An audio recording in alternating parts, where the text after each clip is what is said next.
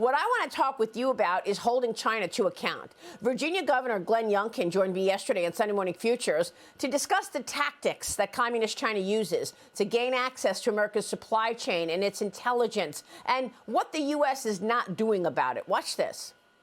Through my business experience, I've actually sat across the table from leaders of the Chinese Communist Party. I know exactly what they're doing, and they are using their economic coercion tactics in order to gain access to our supply chain.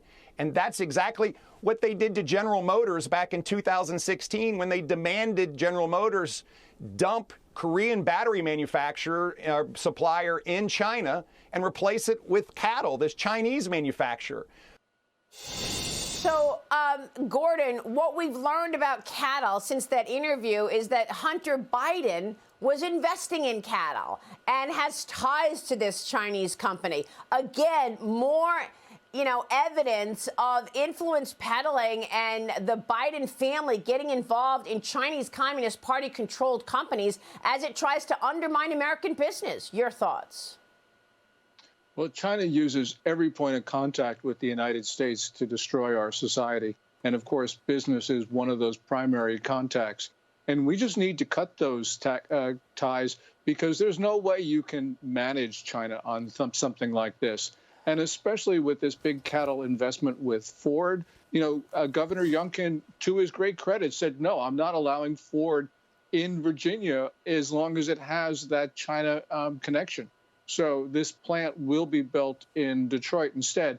And I think that it's really important that each of those governors take that into account, because clearly this is a national security risk. It's getting worse. China is becoming much more malicious and is much more determined in using those business ties to take down our economy and our society as a whole.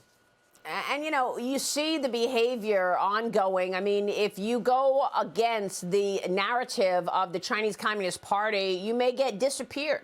Look what happened to the China Renaissance chairman, Bao Fan. Now the company tells us that Bao Fan is cooperating in an investigation with Chinese officials more than a week after the firm said that it had not been able to contact him, Gordon. So what the CCP does is it just picked up this man who runs the firm and disappeared him. And now we understand he's cooperating with a probe into his firm. Yeah, this is a really significant story, because the narrative on Wall Street was that the tech crackdown was over.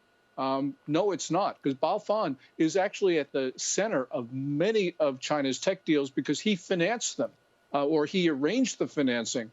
And when China Renaissance announced that it could not contact him on February 16th, I mean, that sent shockwaves inside China, and it should have sent shockwaves through Wall Street, because what we're going to see after this is going to be a number of law enforcement, quote unquote, actions against Chinese tech and other companies because of the Bao Fan investigation. Well, Gordon, real quick, what do you think this means for Sequoia? It's amazing to me that Sequoia, which is pretty much one of America's premier venture capital firms, and it's, arguably run by China, the Communist Party, because the head of Sequoia China is very close to the Communist Party on a certain committee for the CCP. Yes, and Sequoia is not the only venture capital firm in Silicon Valley that fits that description. And of course, it's not the only company throughout the United States that fits that description. We have just got to cut those ties, Maria, because if we don't, we are going to lose our economy and eventually our society as well. Really extraordinary stuff here, Gordon. You've been on it from day one. We so appreciate your knowledge on all of this. Thanks very much.